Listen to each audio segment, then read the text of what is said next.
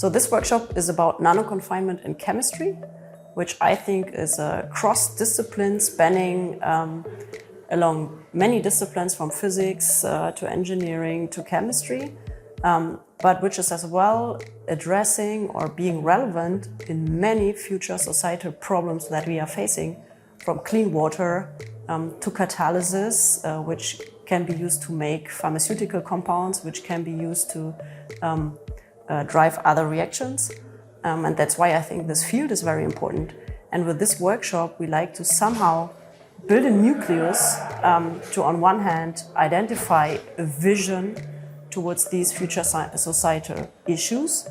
On the other hand, to identify the main scientific questions we have to work on to make certain visions we may have for tackling societal issues happen.